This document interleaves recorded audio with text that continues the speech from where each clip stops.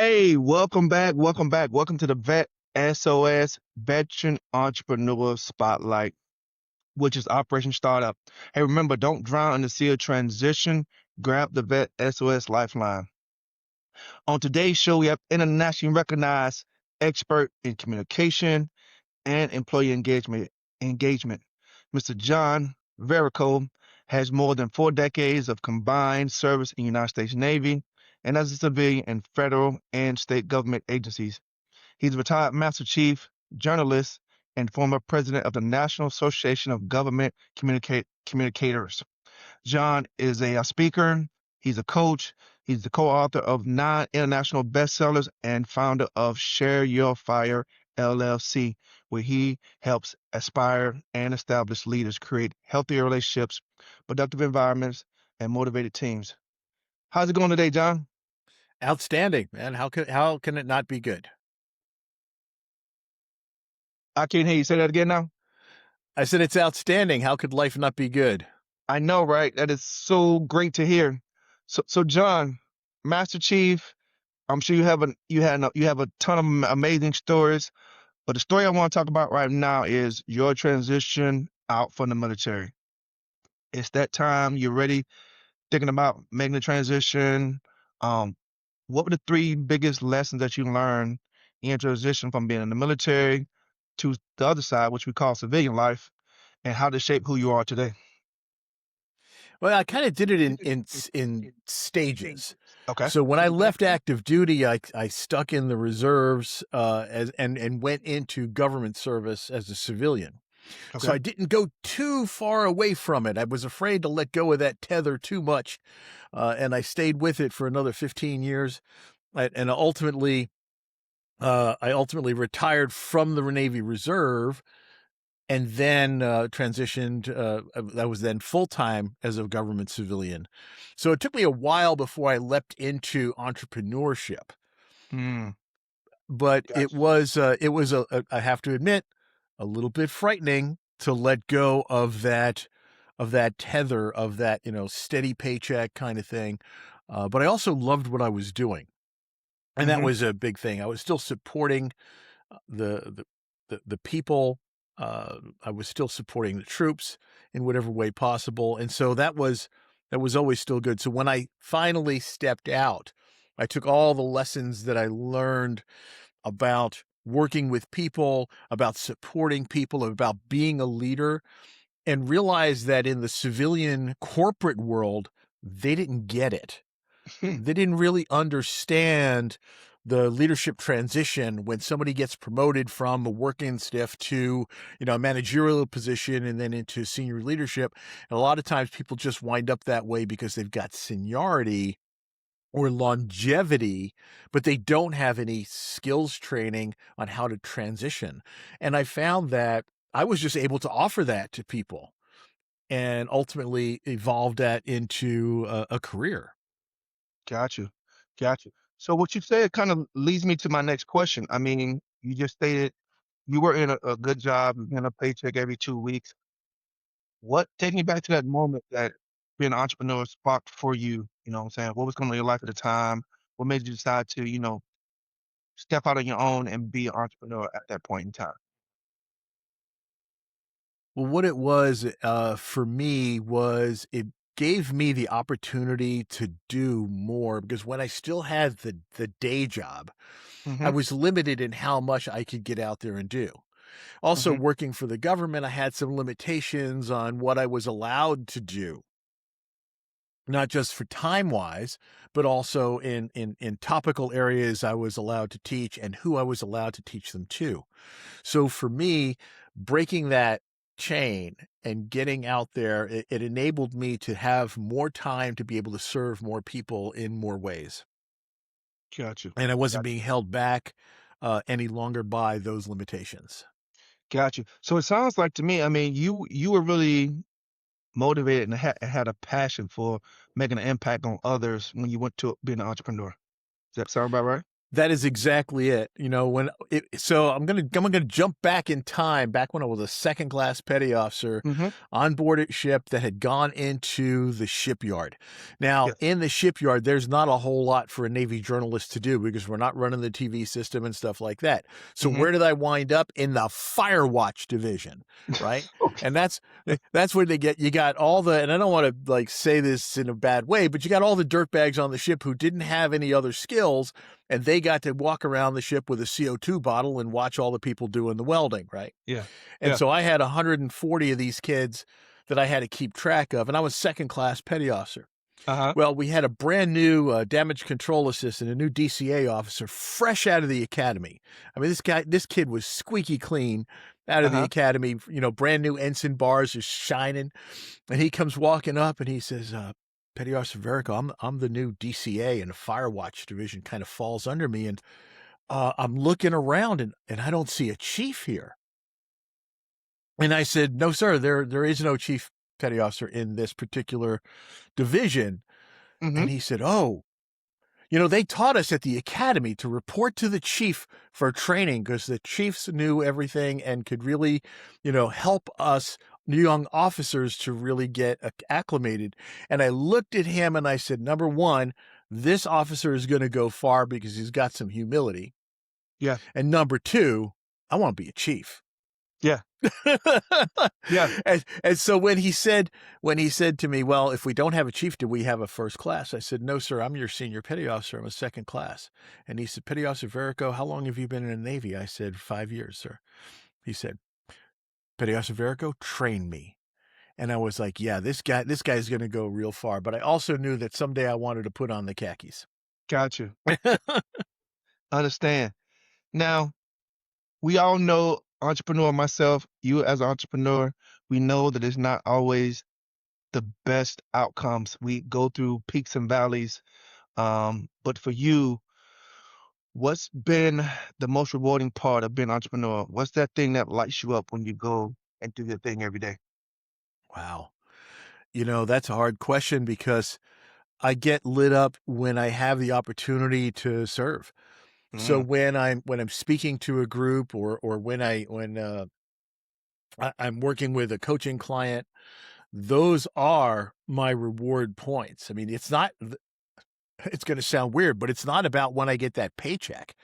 It's mm, about when I'm doing the job, and I can see somebody in that audience or the coaching client on the other side of the screen or whatever it is, when they get that little glint in their eye that says, "Man, I hit a point," and they got it.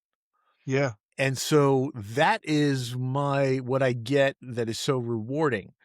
Obviously, the hard part of all of this is chasing the business, doing the marketing, all of that other stuff that you have to do, the hmm, accounting, you know, all of the necessaries that go with being an entrepreneur. And sometimes doing all of that other stuff takes away the time from what you really want to do, whatever it is, that whatever service you're providing, whatever products you're producing, it takes, having to do all of the things takes away from some of that. But gotcha, I think that's what makes it worthwhile when it does happen. gotcha. Yeah, I mean, I kind of ditto what you're saying because it definitely makes a big impact on you when you see that what you're giving, what you're putting out there is having a massive impact on someone else. So yeah, definitely know what you're talking about. Yeah. Hey, they taught us in the Navy. And again, this doesn't happen in the civilian world, right? When people get promoted and they don't get trained on how to be the new person Hmm. in the Navy, at every point, at every time you got a new, chevron on your sleeve, you got training. You got training on how to act like that new second class or the new first class. And you realize you're not one of the troops anymore. Now you're responsible for the troops. And Yeah, especially so once you put those khakis on and become a chief petty officer and get into those ranks, when I made, command chief, command senior chief, command master chief, all that stuff, I am now the direct assistant to the commanding officer in reference to the welfare of the troops. absolutely. And that taking care of the troops is just so, it becomes ingrained in you. Hmm. And like I said, you don't see that happen in the civilian community very often.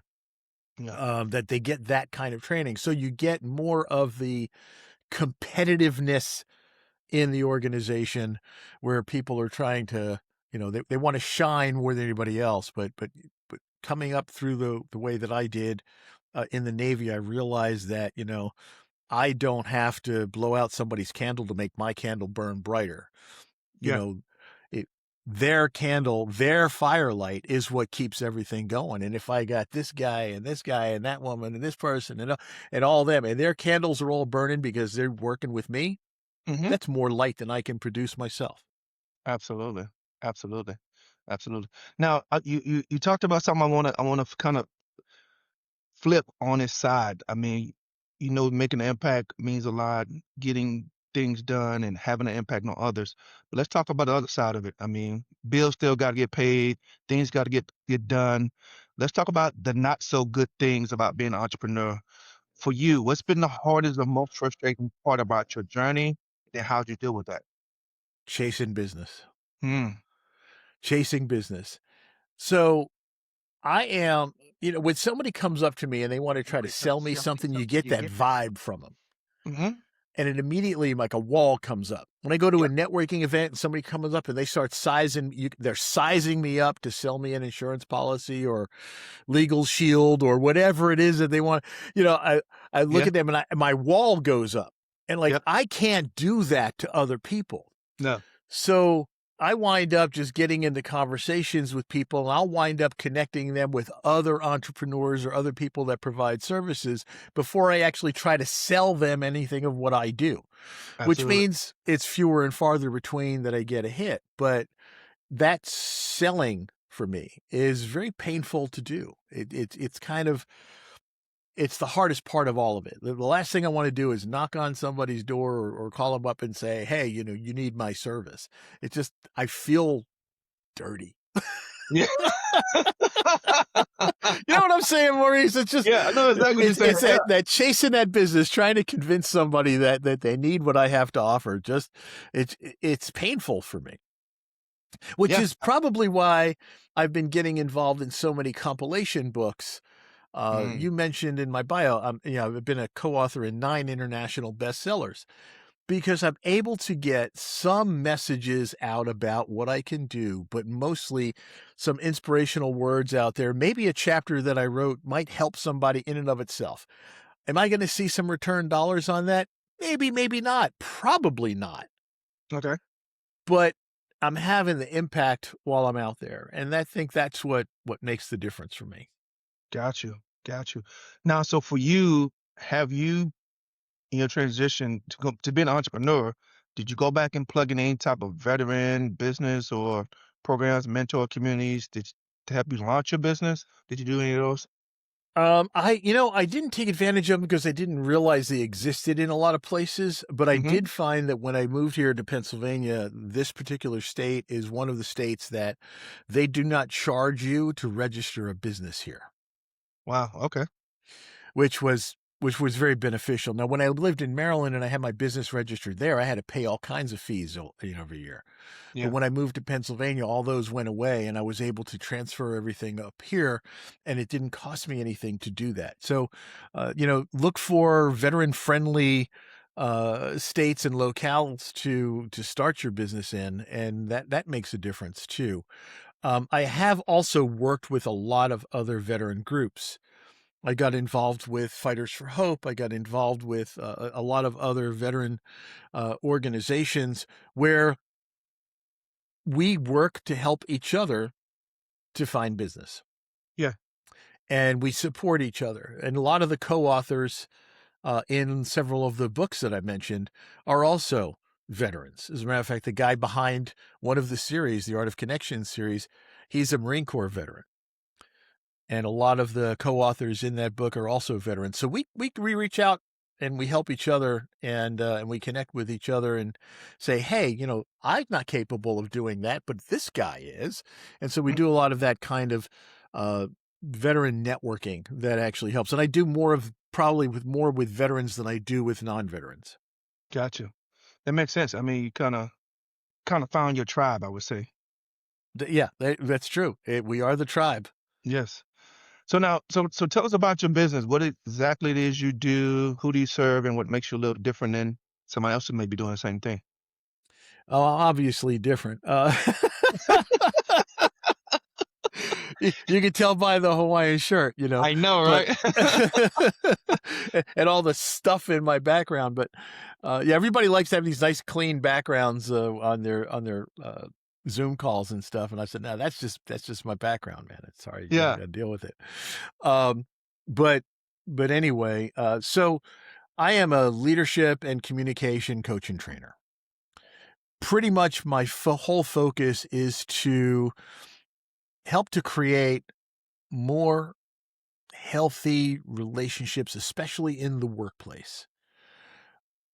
Making people realize that what they do matters, Mhm. that they can make a difference no matter what their boss says.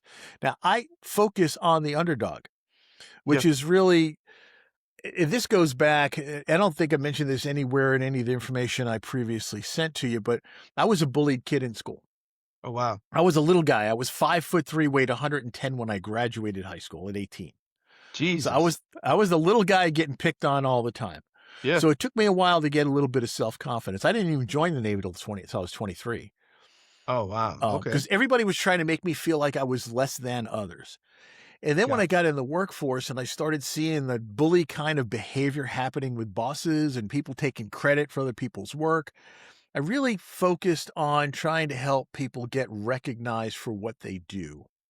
And so when I was in the Navy and I joined the Navy as a Navy journalist, here I Yeah. am out there supposedly telling the story of the Navy. Mhm. I wasn't telling the story of the commanding officer. No. I was telling the story of the bosun's mate or the gunner's mate or the people who were actually doing the work.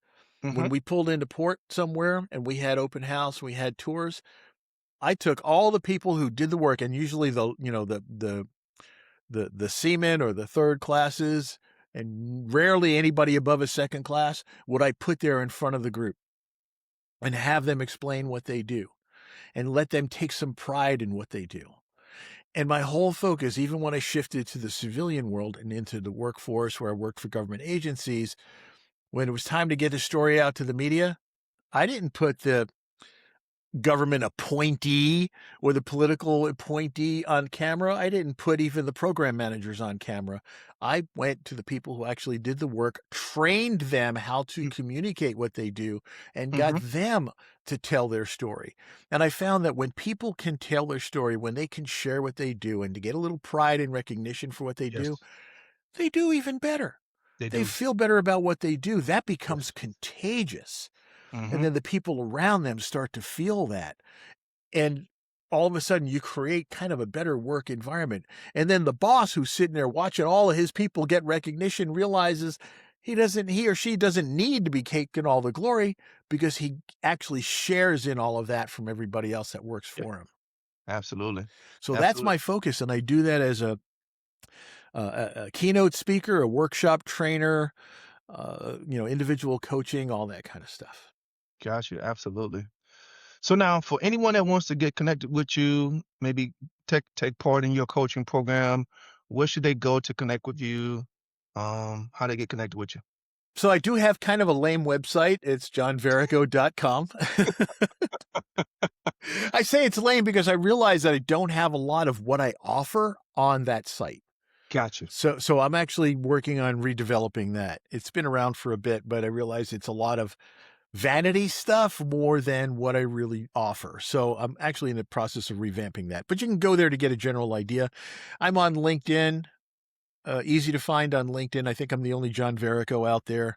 On Facebook, I'm John Verrico Speaks is my professional site. That goes with, I'm on Instagram as well. I have not started doing TikTok dances, so you won't find me there. Got you. Got you. We love to see you in a Hawaiian shirt dancing. That would look pretty cool. I always like to wear bright colors. Oh, really? Okay. Once I get out of the uniform, I used to like to wear bright, I would just, like jewel tone colored shirts instead of just plain white shirts. I worked with Yeah. a lot of scientists and engineers, And the one said to me one time, "Boy, John, you wear some colors." I said, "Life's too short to wear a white shirt." He says, "Dude, that's all I have in my closet. White shirts and gray and light gray and navy blue suits, and plain, single color ties." I said, "That's because you're a scientist and you need your brain power Yeah. to focus on that. You Yeah. don't you don't have the brain cells to be dedicating to put off trying to figure out what to wear and what colors go together. It's True. easier for you. I don't have those kind of smarts, so I can just mix my colors. I'm good." Absolutely. Absolutely. Hey, John, we're gonna wrap up here, but I have one last question before we go. I Yes, want to sir. know from you because you talked about it at the beginning of the interview, and I asked all the guests this one last question as well. You talked about having fear and being afraid to make the leap because you're in a position where in a government job, you get a paycheck every 2 weeks, and you decide to step out of that and step into a little bit of faith to step be an entrepreneur. What advice would you give someone who's in that same position right now, maybe getting out and maybe wanting to start a business, or maybe they've been out for a while and they want to start a new business or start something that's an entrepreneurship? What advice would you give that person? The main advice that I would give is believe in yourself. Hmm. That's the main thing. I think that's the big hesitancy. We're like, "I don't know if I can do this. I don't know if I can do this. I doubt, I doubt, I doubt." Stop doing that. Believe in yourself.